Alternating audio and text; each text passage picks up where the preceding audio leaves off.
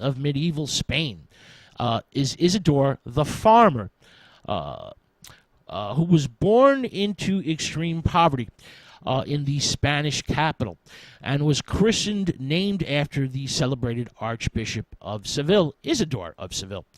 Now, as a sprightly young lad, Isidore the farmer enters the service of Juan de Vargas. Vargas is a wealthy nobleman.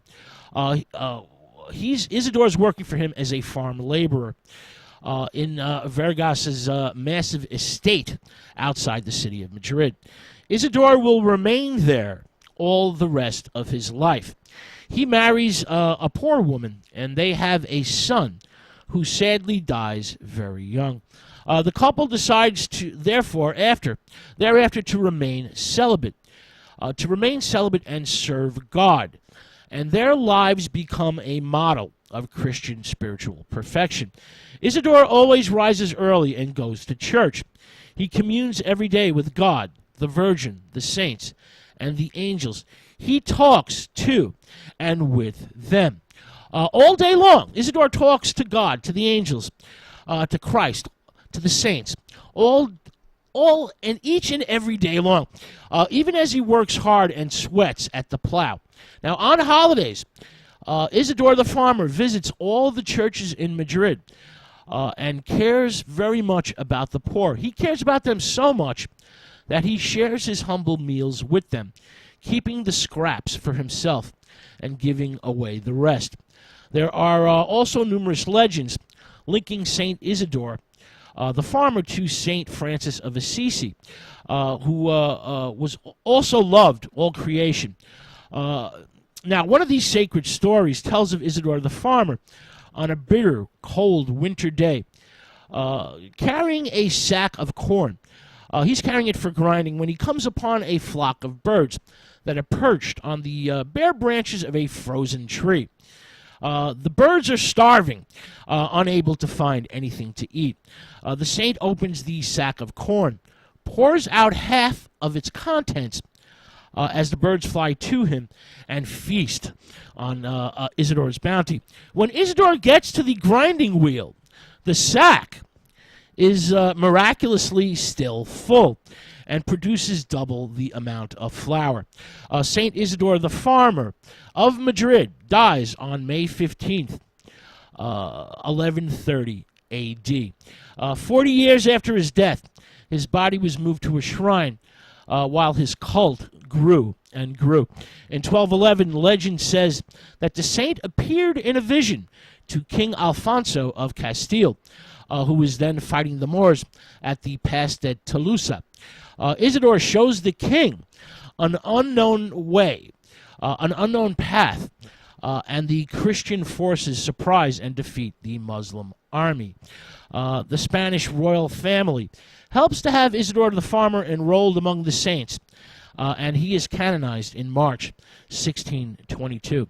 Our fourth and final medieval saint, at least for the moment, of Spain, our last saint for the day, is Saint Theotonius, who was the nephew of Chronicus, the Bishop of Cumbria, and destined for the priesthood from the moment of his birth. Theotonius, a man of true holiness and austerity of life, is held in great honor in Portugal. He was a great preacher whose fame spread far and wide. He rises to the office of Archbishop, but resigns in order to visit the Holy Land.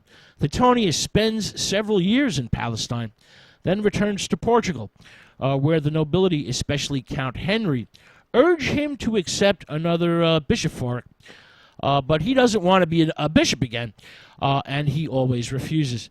Theotonius also had a great love of the poor, giving a solemn mass every Friday, especially for them and for the souls in purgatory.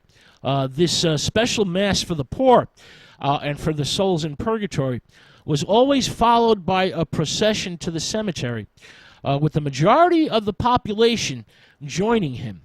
Large sums of money were then given in alms and distributed to those in need right then and there on the spot. Theotonius was often an outspoken and rebuking critic of the rich and powerful in the land, who both feared and respected him.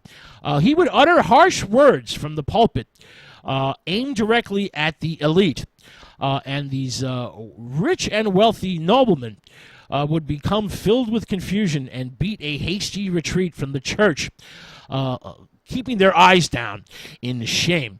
After a second pilgrimage to the Holy Land, the saint decides to join the new monastery at Cumbra, and soon becomes the abbot.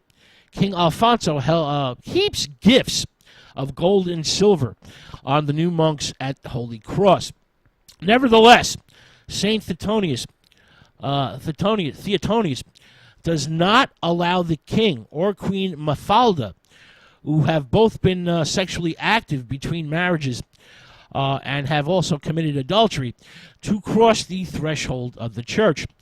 The king, who held no grudge against the saint, attributed his victories over his Moorish enemies, as well as his recovery from a very serious illness, to the saint's prayers and intercession. Theotonius would spend the last 30 years of his life at Holy Cross, dying at the ripe old age of 80 in 1166. All right, well, that's it for part 2 of Saints of Medieval Spain.